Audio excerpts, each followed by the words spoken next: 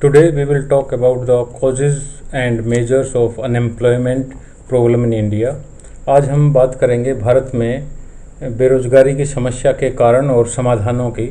तो सबसे पहले हम बेरोजगारी के क्या कारण हैं उनके बारे में बात करते हैं। जो सबसे पहला और मेजर रीज़न आता है अनएम्प्लॉयमेंट का, उसमें आता है रैपिड ग्रोथ ऑफ पॉपुलेशन, जनसंख्या में तीव्र वृद्धि। ये हम जानते हैं कि भारत में निरंतर बढ़ती हुई जनसंख्या एक सीरियस प्रॉब्लम है और जनसंख्या के अधिक होने के कारण बेरोजगारी भी अधिक है।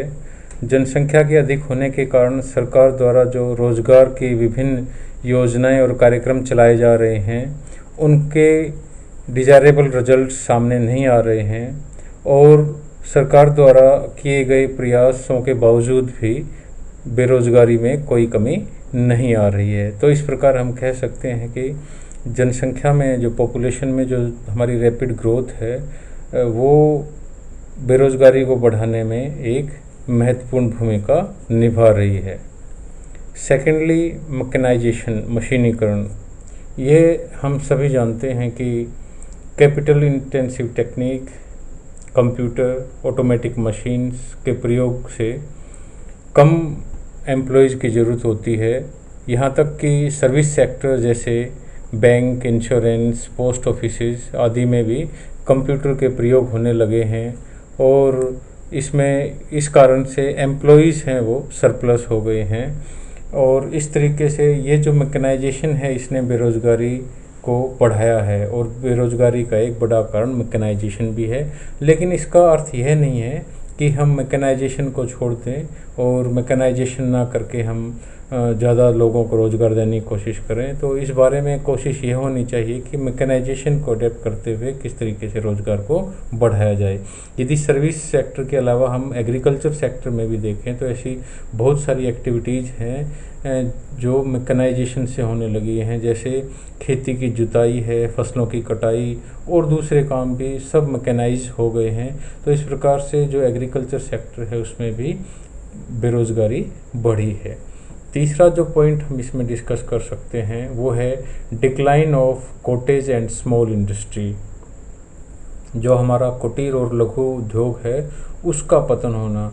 ये हम जानते हैं कि अंग्रेज़ों ने जो इंडस्ट्रियल डेवलपमेंट के संबंध में जो नीति अपनाई थी उससे हमारे जो कॉटेज और स्मॉल इंडस्ट्रीज़ हैं वो उसमें काम करने वाले जो कारीगर थे उनको बहुत बड़ा धक्का लगा, क्योंकि जो पदार्थ इन उद्योगों में उत्पादित किया जाता था वे बड़े पैमाने के उद्योगों में बनाना शुरू किया गया, जिससे इन कारीगरों को, जो ये छोटे आर्टिजन्स थे, उनको बेरोज़गारी का सामना करना पड़ा।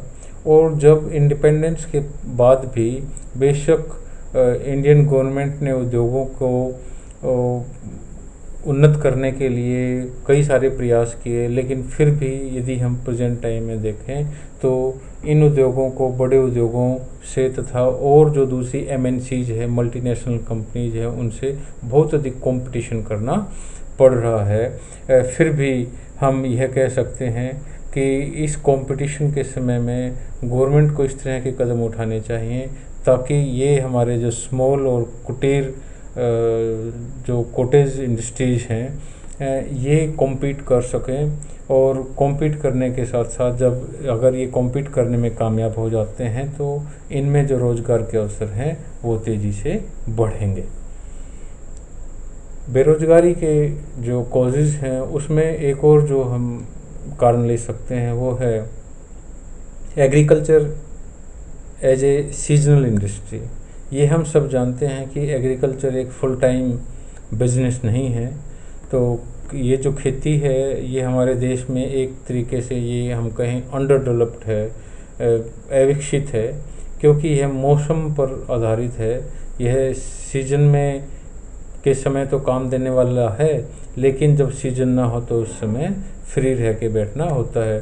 तो बेशक कृषि हमारे देश का सबसे मुख्य साधन है और इस पर देश की अधिकांश जनसंख्या पर निर्भर करती है, लेकिन सच यह भी है कि यह एक तरीके से सीजनल नेचर वाला है, जिसमें किसानों को सारा वर्ष काम नहीं मिल पाता है। और भारत में जो 12वीं पंचवर्षीय योजना है उसके बाद तो केवल लगभग 48% कृषि क्षेत्रफल पर सिंचाई की सुविधाओं का प्रबंध हो सका है, और सिंचाई के अभाव में अधिकतर भूमि पर केवल एक ही फसल बोई जाती है, और मौसम पर, कृषि पर और जलवायु पर निर्भर रहना पड़ता है। तो इस प्रकार से किसानों को काफ़ी समय बेरोजगार रहना पड़ता है।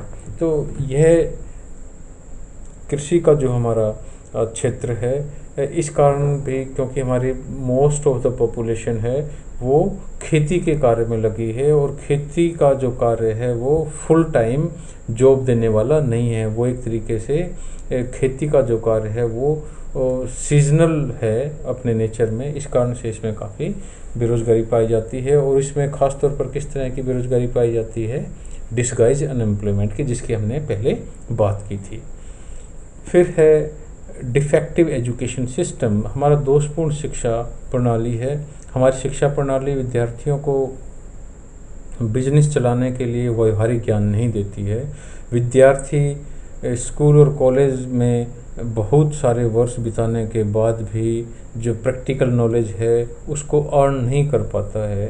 तो इस प्रकार से हमारा जो एजुकेशन सिस्टम है वो वोकेशनल ट्रेनिंग और पेशेवर जो प्रोफेशनल एबिलिटी को डेवलप नहीं कर पाता है। तो इसलिए हमारे जो स्टूडेंट्स हैं अपनी एजुकेशन पूरी करने के बाद भी नौकरी की तलाश ही करते रहते हैं, और वे कोई स्वयं रोजगार से संबंधित कार्य करने में भी सक्षम नहीं हो पाते हैं। तो इस प्रकार से हमारे ये एक डिफेक्ट है हमारे एजुकेशन सिस्टम में, जिसको हमें सुधार करने की आवश्यकता है। फिर है राष्ट्रीय रोजगार नीति का अभाव। भारत में स्पष्ट रूप से एक परिभाषित नेशनल एम्प्लॉयमेंट पॉलिसी नहीं रही है, इसका हमेशा से अभाव रहा है। हमारे जो भी प्लानर रहे हैं उन्होंने यह सोचा कि आर्थिक विकास बढ़ने के साथ साथ बेरोजगारी की समस्या भी अपने आप ठीक हो जाएगी, लेकिन ऐसा विश्व की किसी भी अर्थव्यवस्था में आज तक नहीं हो पाया है कि इस तरह की जो समस्याएं हैं वो अपने आप सोल्व हो जाएं। तो प्लानर्स ने कोई मैन पावर प्लानिंग तैयार नहीं की। हमारे प्लानर्स हमारी शिक्षा प्रणाली, औद्योगिक तकनीक तथा जो बेरोजगारी की समस्या में तालमेल ही नहीं बना पाए। इस प्रकार से जो प्लानर हैं उन्होंने बेरोजगारी की समस्या के समाधान को एकदम से कोई उच्च प्राथमिकता नहीं दी। यदि हम कारणों में और देखें तो हमारे लेस सेविंग और इन्वेस्टमेंट भी एक कारण है। हमारे देश में पूंजी की कमी है। जो थोड़े बहुत पूंजी है तो निवेश भी उसमें ठीक प्रकार से नहीं किया जा रहा है। निवेश क्योंकि बचत पर निर्भर करता है और यहाँ बचत भी कम है, और बचत के कम होने से पूंजी निर्माण कम होता है। इससे देश में इंडस्ट्रियलाइजेशन, इकोनॉमिक एक्टिविटीज़ और जो आधारभूत संरचना है उनके निर्माण कार्य पर काफ़ी बुरा असर पड़ता है, और यह सब धीमा हो जाता है। इससे श्रमिकों के लिए रोज़गार के पर्याप्त अवसर पैदा नहीं हो पाते, क्योंकि जब इकोनॉमिक एक्टिविटीज स्लो डाउन हो जाती हैं तो उस समय रोज़गार के अवसर भी कम हो जाते हैं। जो अगला कारण है वो है स्लो इकोनॉमिक ग्रोथ, धीमा आर्थिक विकास। हमारी अर्थव्यवस्था एक अल्पविकसित अर्थव्यवस्था है, यह हम जानते हैं, और यह आर्थिक विकास की गति भी धीमी है हमारी अर्थव्यवस्था में। इस प्रकार से धीमी आर्थिक विकास रोजगार के अधिक अवसर प्रदान नहीं कर सकती, यह स्पष्ट तौर पर हम जानते हैं। अगले कारण के तौर पर हम ले सकते हैं इमोबिलिटी ऑफ लेबर, श्रमिकों की गतिहीनता। तो भारतीय श्रमिक अधिकांश रूप में गतिहीन है, क्योंकि भारत में आमतौर पर लोगों को घर पर रहने की एक टेंडेंसी बन चुकी है।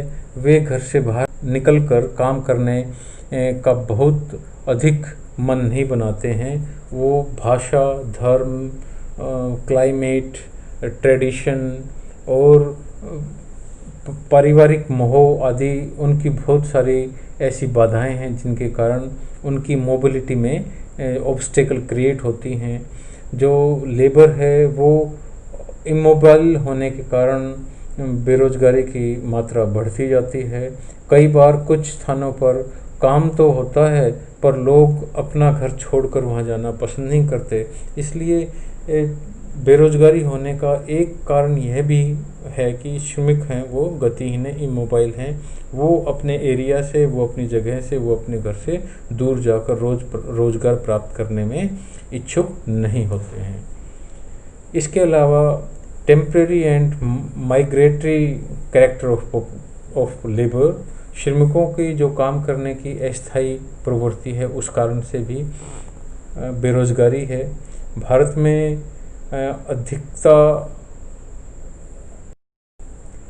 में अधिकतर उद्योग शहरों में स्थित हैं और गांवों में लोग इन उद्योगों में काम समाप्त करने के बाद जल्दी से जल्दी अपने घर को भागते हैं। तो यह सच है कि शहरों में अधिक उद्योग होने के कारण जो गांव से आने वाले लोग हैं वो अपने कमाए हुए पैसे को लेकर और फिर अपने गांव जाना चाहते हैं, फिर वहां जाकर खर्च करना चाहते हैं, और जब पैसा फिर पूरा खर्च हो जाता है, ख़त्म हो जाता है, तो फिर से दोबारा शहरों में काम की तलाश में आते हैं और फिर वो काम ढूंढने की कोशिश करते हैं, उनको जल्दी से काम नहीं मिल पाता है। इस प्रकार से हम यह कह सकते हैं कि यह एक अस्थायी प्रवृत्ति के कारण लोग अपना विश्वास खो बैठते हैं और इस प्रकार से वो एक बेरोजगारी की श्रेणी में आ जाते हैं। तो श्रमिकों की जो काम करने की अस्थायी प्रवृत्ति है उस कारण से भी बेरोजगारी में बढ़ोतरी होती है। इसी में एक और जो कारण है वो है कॉस्टली प्रोफेशनल ट्रेनिंग, महंगा पेशेवर प्रशिक्षण। कुछ प्रोफेशंस ऐसे हैं जैसे engineering, doctor, management, chartered accountancy, advocacy, इन सब में प्रशिक्षण प्राप्त करना एक महंगा काम है। केवल धनी वर्ग के जो धनी वर्ग के बच्चे हैं वही इन प्रशिक्षण के खर्चों को उठा सकते हैं, इनकी लागत को वहन कर सकते हैं। तो इस प्रकार से जो एग्रीकल्चर लेबर है, इंडस्ट्रियल लेबर है, जो SC ST हैं, वो इस प्रकार के महंगे प्रशिक्षण की लागत को बहुत मुश्किल से उठा पाते हैं। इससे इन जो कैटेगरीज के जो बच्चे हैं वो अच्छा रोजगार प्राप्त करने में सक्षम नहीं हो पाते हैं और उनमें इस तरह की बेरोजगारी रह जाती है। तो इस प्रकार से ये कुछ कारण थे जिस कारण से हमारे देश में बेरोजगारी बढ़ रही है। अब हम आगे देखते हैं कि सरकार के द्वारा ऐसे कौन से प्रयास किए गए हैं, ऐसे कौन से प्रयत्न किए गए हैं जिससे हम कह सकें कि ये एफर्ट्स हैं जो गवर्नमेंट ने एम्प्लॉयमेंट को इंक्रीज करने के लिए बढ़ाए हैं, या जो अनएम्प्लॉयमेंट प्रॉब्लम है उसको सॉल्व करने के लिए गवर्नमेंट ने ये मेजर्स उठाए हैं। इसमें सबसे पहले जो नाम आता है वो आता है स्वर्ण जयंती ग्राम स्वरोजगार योजना का, SGSY का। स्वर्ण जयंती ग्राम स्वरोजगार योजना गाँव में रहने वाले गरीबों के लिए सेल्फ एम्प्लॉयमेंट का एक कार्यक्रम है। यह योजना अप्रैल 1999 में शुरू की गई थी। इस योजना में स्वरोजगार को बढ़ावा देने के लिए उपकरण स्थापित करने के लिए सब्सिडी दी जाती है और इस योजना के अंतर्गत गांवों में भारी संख्या में छोटे बड़े उद्योगों की स्थापना की गई है और यह योजना छोटे उद्योगों का एक संपूर्ण कार्यक्रम है।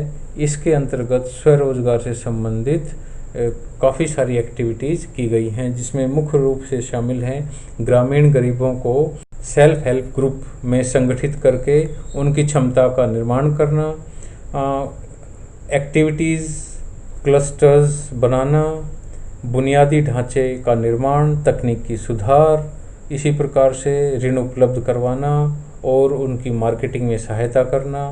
तो ये सब कुछ कार्यक्रम हैं जिनके लिए सब्सिडी दी जाती है और स्वरोजगार के लिए लोगों को प्रेरणा दी जाती है ताकि वो इसमें काम करें।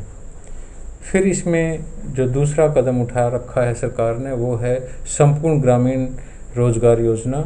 यह योजना सितंबर 2001 में शुरू की गई थी। इस योजना का उद्देश्य ग्रामीण क्षेत्रों में अतिरिक्त मजदूरी के रोजगार अवसर प्रदान करना, खाद्य सुरक्षा, स्थायी सामुदायिक, सामाजिक और आर्थिक परिसंपत्ति का सृजन करना और इसी प्रकार से इंफ्रास्ट्रक्चर, जो बेसिक इंफ्रास्ट्रक्चर है उसका विकास करना। इस योजना में 100 करोड़ मैन डेज सृजन करने का प्रस्ताव है और इस कार्यक्रम का खर्च जो सेंटर और स्टेट हैं वो दोनों 87.5 और 12.5 के अनुपात में बांटा हुआ है। सितंबर 2013 में संपूर्ण ग्रामीण रोजगार योजना SGRY को राष्ट्रीय शहरी जीविकोपार्जन मिशन NULM में बदल दिया गया था। इसके अंतर्गत शहरों में रहने वाले निर्धन व्यक्तियों के कौशल विकास के लिए विशेष कदम उठाए गए, जिससे शहरों में स्वरोजगार को बढ़ावा मिल सके।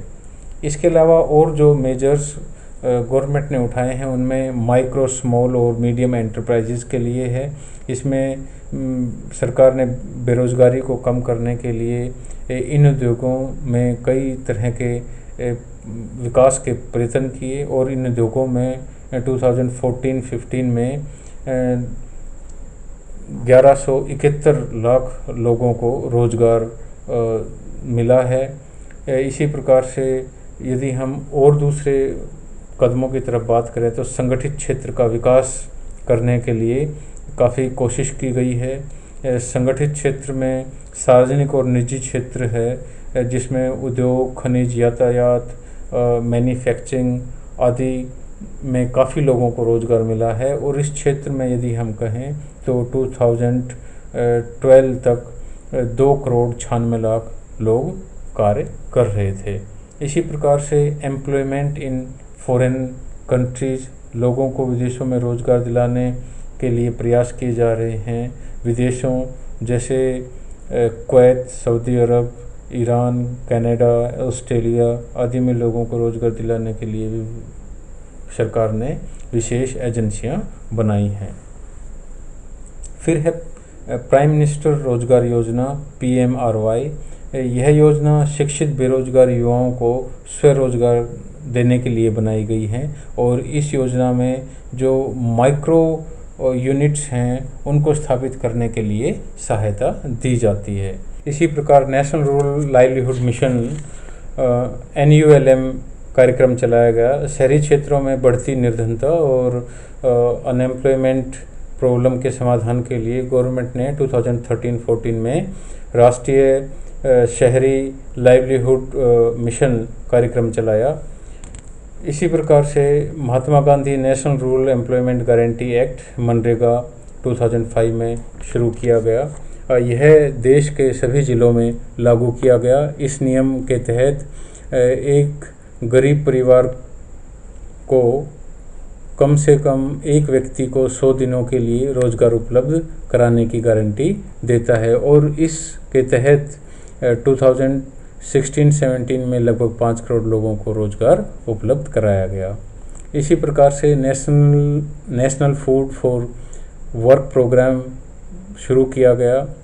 सरकार ने सबसे पिछड़े 150 डिस्ट्रिक्ट्स हैं उसमें इस कार्यक्रम को चलाया। इसके अंतर्गत काम के बदले वेतन नकदी न देकर अनाज के रूप में दिया जाता है। तो इस प्रकार से इस कार्यक्रम से रोज़गार अवसर उत्पन्न हुए हैं और बेरोज़गारों को फूड सिक्योरिटी भी मिली है। इसी प्रकार से stress on labour intensive sector, तो रोज़गार के अवसरों को बढ़ावा देने के लिए सरकार ने जो श्रम प्रधान क्षेत्र हैं जैसे फूड प्रोसेसिंग, लेदर इंडस्ट्री और टेक्सटाइल इंडस्ट्री, टूरिज़्म, मैन्युफैक्चरिंग, इनको बढ़ावा दिया है। इसके अलावा development of information and technology sector, government ने IT सेक्टर और इससे जो रिलेटेड सेवाएं प्रदान करने वाले क्षेत्र हैं उन सब में कोशिश की है कि बिजनेस प्रोसेसिंग आउटसोर्स यूनिट के ज़रिए रोज़गार के अवसर प्रदान किए जाएं। इसी प्रकार से एम्प्लॉयमेंट अपॉर्चुनिटीज़ फॉर वीमेन 2011-12 में संगठित क्षेत्र के सार्वजनिक व निजी क्षेत्र दोनों में जो वीमेन है उनको रोजगार का हिस्सा केवल 20% था, लेकिन गवर्नमेंट ने इस तरह के अवसर प्रदान किए हैं ताकि महिलाओं को और अधिक रोजगार मिल सके। इसी प्रकार से सिंचाई सुविधाओं का विकास पर विशेष ध्यान दिया गया है।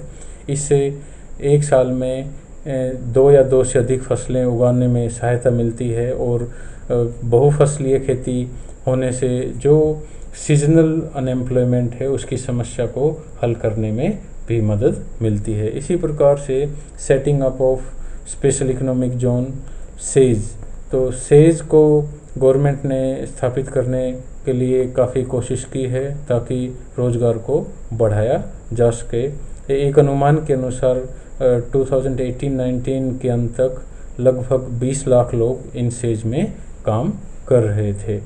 इसी प्रकार से एम्प्लॉयमेंट गाइडेंस सर्विसेज, रोज़गार मार्गदर्शन सेवाएं भी युवाओं को रोज़गार के अवसरों को बताने के लिए, उनको परामर्श देने के लिए और एम्प्लॉयमेंट एक्सचेंज व कॉलेजेस और यूनिवर्सिटीज़ में रोज़गार के मार्गदर्शन के लिए कई सारे जो एम्प्लॉयमेंट ब्यूरोज़ हैं वो खोले हैं। इसी प्रकार से मॉडर्नाइजेशन ऑफ एम्प्लॉयमेंट एक्सचेंज, जो एम्प्लॉयमेंट एक्सचेंज हैं उनको मॉडर्नाइज किया गया है ताकि जो रजिस्टर्ड कैंडिडेट्स हैं उनको आसानी से जानकारी और जल्दी से जल्दी समय पर जानकारी दी जा सके। इसी प्रकार से national policy on skill development, government ने स्किल डेवलपमेंट के लिए भी राष्ट्रीय नीति बनाई है ताकि इसके कारण श्रम की जो योग्यता है वो बढ़ सके, उनके कौशल और उनके ज्ञान में सुधार लाया जा सके ताकि वो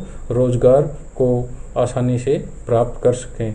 क्योंकि कौशल निर्माण होने से फ़ायदा यह होता है कि रोज़गार जल्दी से मुहैया होने की पॉसिबिलिटीज़ होती हैं। इसी प्रकार गवर्नमेंट ने मुद्रा बैंक स्थापित किया है। मुद्रा बैंक यानी micro unit development refinance agency bank. जो माइक्रो यूनिट्स हैं और जो सेल्फ एम्प्लॉयड हैं उनके लिए गवर्नमेंट ने उनको साख प्रदान करने के लिए, उनकी साख संबंधी जो आवश्यकताएं हैं उनको पूरा करने के लिए गवर्नमेंट ने 8 अप्रैल 2015 को इस बैंक की स्थापना की। ऐसा अनुभव किया गया है कि जो माइक्रो और स्मॉल यूनिट्स हैं वो रोज़गार प्रदान करने में बड़े उद्योग हैं उनकी तुलना में काफ़ी सक्षम होती हैं। तो इसलिए माइक्रो और स्मॉल यूनिट्स को 10 लाख रुपए पर यूनिट तक ऋण देने के लिए इस बैंक की स्थापना की गई है। यह बैंक ऐसी माइक्रो फाइनेंस इंस्टीट्यूशंस के डेवलपमेंट में उनको रीफाइनेंस करने में कार्य करता है जो मैन्युफैक्चरिंग, जो सर्विसेज आदि प्रदान करने में सक्षम होते हैं। तो इस प्रकार से इसके अंतर्गत ग्रामीण और जो शहरी माइक्रो यूनिट्स हैं उनको ऋण प्रदान किया जाता है और स्वरोजगार के लिए बढ़ावा दिया जाता है। तो इस प्रकार से गवर्नमेंट ने बहुत सारे कदम उठाए हैं रोजगार को जनरेट करने के लिए, अर्थात बेरोजगारी को दूर करने के लिए। अब हम देखना चाहते हैं कि भारत में बेरोजगारी को दूर करने के लिए क्या सुझाव दिए जा सकते हैं और क्या कदम उठाए जा सकते हैं। सबसे पहला, जनसंख्या को नियंत्रित किया जाना चाहिए कि भारत में जनसंख्या बहुत तेज़ी से बढ़ रही है, अर्थात जनसंख्या का बहुत अधिक दबाव है। तो इस प्रकार से जनसंख्या को यदि हम कंट्रोल कर लेते हैं तो बेरोजगारी की समस्या का समाधान ज़्यादा मुश्किल नहीं होगा। दूसरा, नेशनल एम्प्लॉयमेंट पॉलिसी, सरकार को चाहिए कि वो नेशनल एम्प्लॉयमेंट पॉलिसी को लेकर लाए और उसको समय समय पर परिवर्तन करके उसमें चाहिए कि जो प्लानर हैं वो शिक्षा में इस तरह के परिवर्तन के लिए कहें जिससे रोज़गार के अवसरों के लिए उनकी योग्यता बन सके, क्योंकि यह ज़रूरी है कि शिक्षा प्रणाली व रोज़गार अवसरों के लिए जो आवश्यक योग्यताएं हैं उनके बीच संतुलन बनाया जा सके। इसी प्रकार से स्ट्रेंथनिंग इंफॉर्मेशन टेक्नोलॉजी सेक्टर, हमें सूचना तकनीकी क्षेत्र हमारी अर्थव्यवस्था का एक तेज़ी से बढ़ता हुआ क्षेत्र है और हमें आशा की जानी चाहिए कि इस क्षेत्र में आने वाले कुछ वर्षों में तेज़ी से रोज़गार के अवसर और तेज़ी से बढ़ेंगे।